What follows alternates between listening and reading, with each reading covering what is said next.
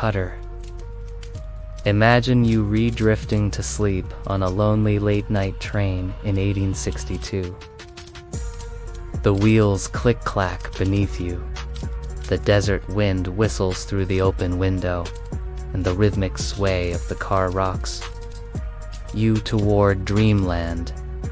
It's almost cozy until you wake up. You realize this iron horse is carving a nation in flames of ambition and dust. They called it the Transcontinental Railroad, the first steel ribbon to bind the sprawling American continent. Come from Omaha in the east to Sacramento in the west. Two great companies race to meet. The Union Pacific, laying track through prairies and plains, and the Central Pacific chiseling tunnels through the Sierra Nevada hedge. They stitched a nation and opened it to danger. May 10th, 1869, at Promontory Summit, Utah. The final golden spike was driven home with ceremonial pomp. Spectators cheered as East met West, yet few realized the human cost. Thousands of immigrants, former soldiers and freedmen, endured blistering heat, avalanches, and disease to make that moment possible. Picture Chinese laborers perched on cliff faces, swinging picks into granite in bone-chilling winter, or braving flash floods in springtime canyons. They earned mere cents a day, lived in tent cities, rife with typhoid, and watched friends fall from heights, or vanish in snowdrifts. Yet every foot of rail they laid brought America one step closer to its destiny. But even before the rails cooled, bandits smelled opportunity. Sparse telegraph lines and isolated water stations made trains easy prey. Single masked rider could halt a freight car by prying up a rail spike and vanish into sagebrush before dawn. What was meant as a marvel of progress became a magnet for desperate outlaws. And no one was more desperate than those who struck first. Join me next time when we meet the brothers whose audacious attack stunned a nation and set the stage for the wildest ride in the West. Now it's time for a quick siesta. We'll wake up the adventure soon, but not before a little test. Can you name the two companies racing to build the Transcontinental Railroad? Was it the Union Pacific and the Kansas Pacific? B, the Central Pacific and the Southern Pacific? Or C, the Union Pacific and the Central Pacific? How about some hints?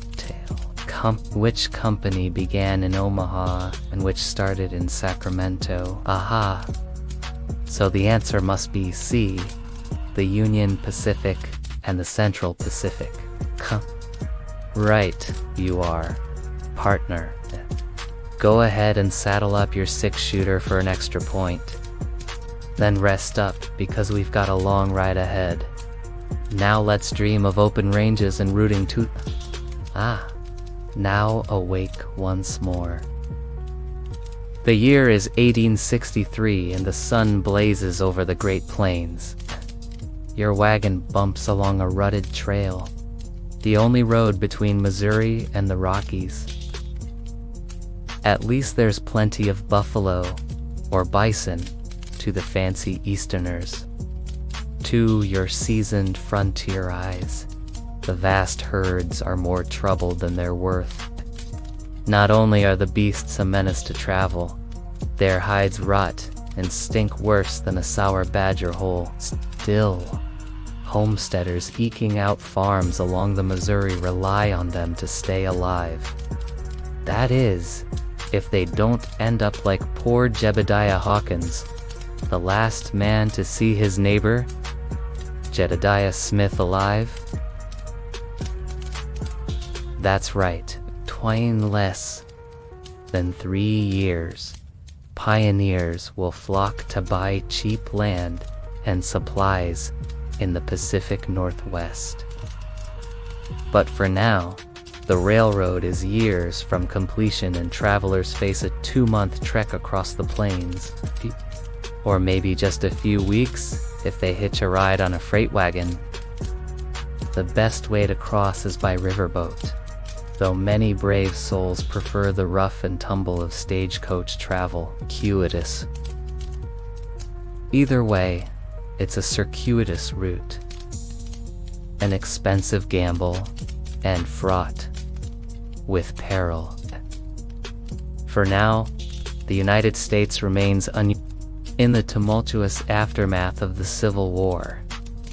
Lincoln's administration struggles to hold the country together, and California has yet to join the Union. On top of that, President Abraham Lincoln faces a daunting challenge. As settlers clamor for the federal government to finance a transcontinental railway, he grapples with how to manage such a colossal project.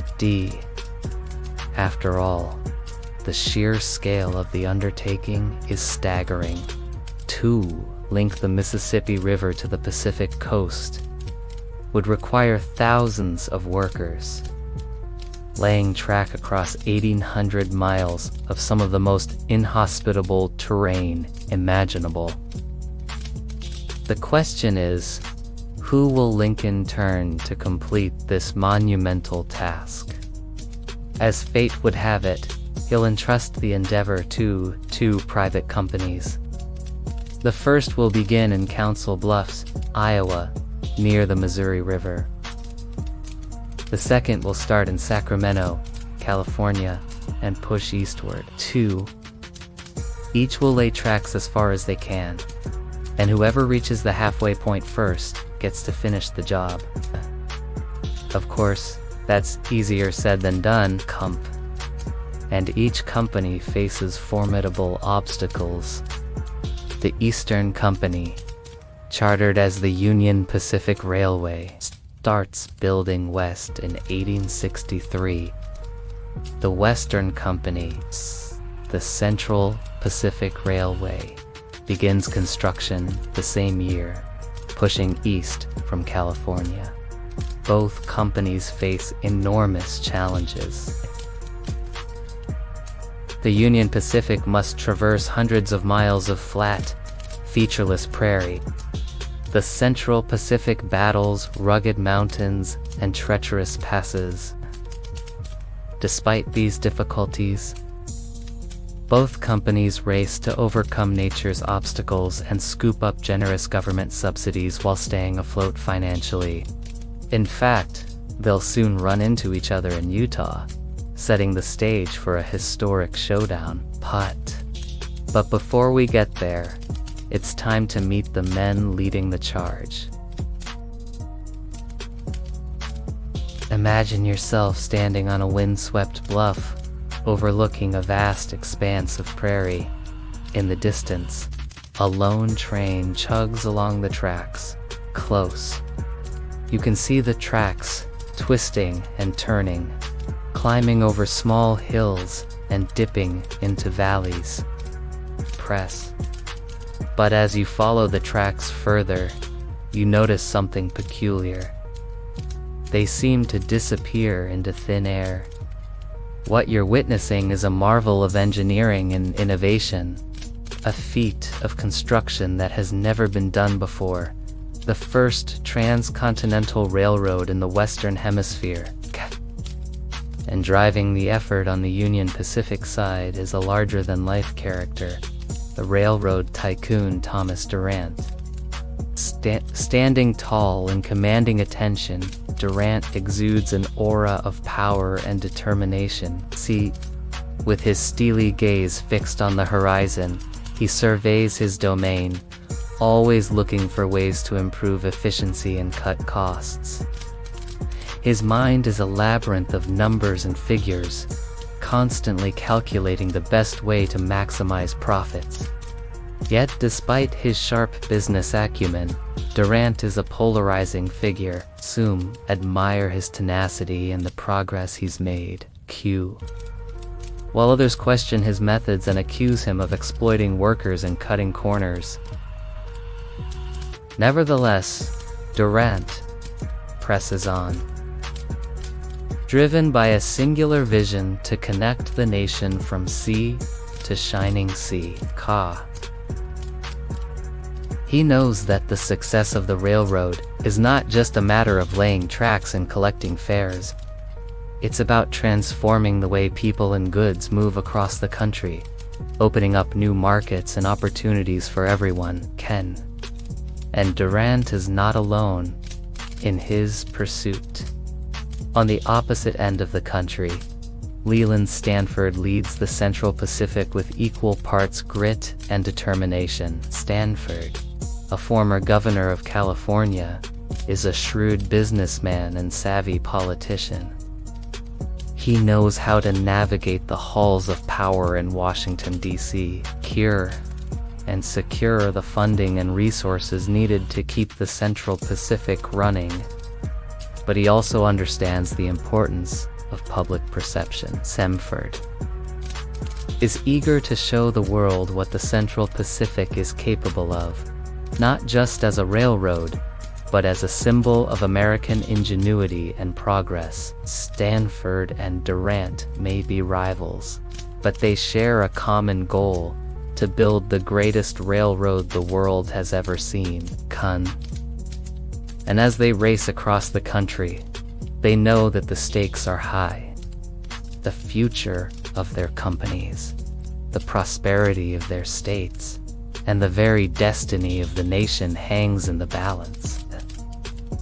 Now imagine you're standing at the edge of a precipice, the wind whipping through the canyons, and below you, a dizzying drop into the depths. Above you, a sky full of stars glitters like a blanket over a dark velvet cloth.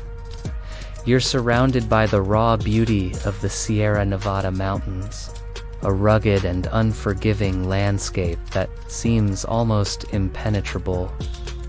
This is the domain of the Central Pacific, where the railroad has become a battle against the elements themselves. Leland Stanford stands before you, his face weathered and lined, his eyes gleaming with determination.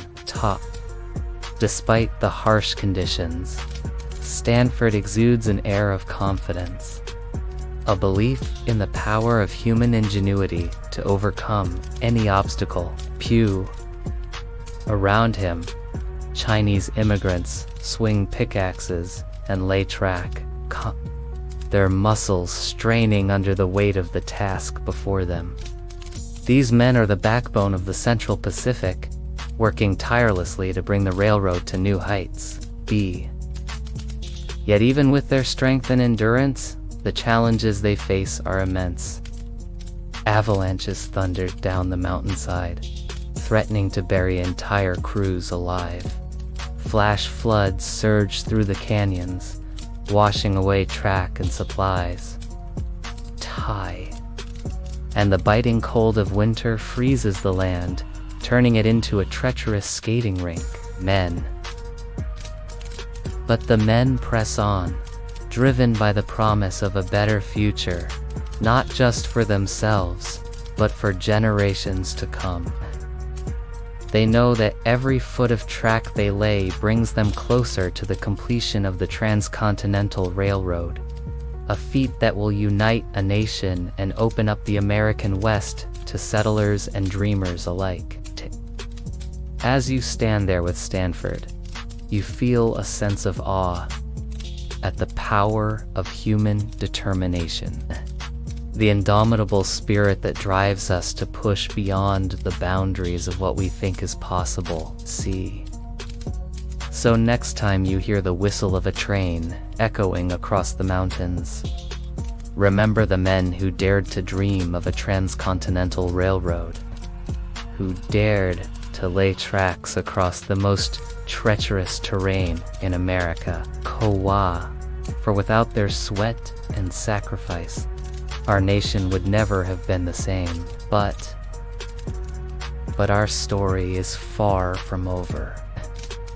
The final spike won't be driven for another 5 years. And by then, the Wild West will be forever changed. Join me next time as we blaze a trail through the heart of the action. Don't miss our next episode. See you then.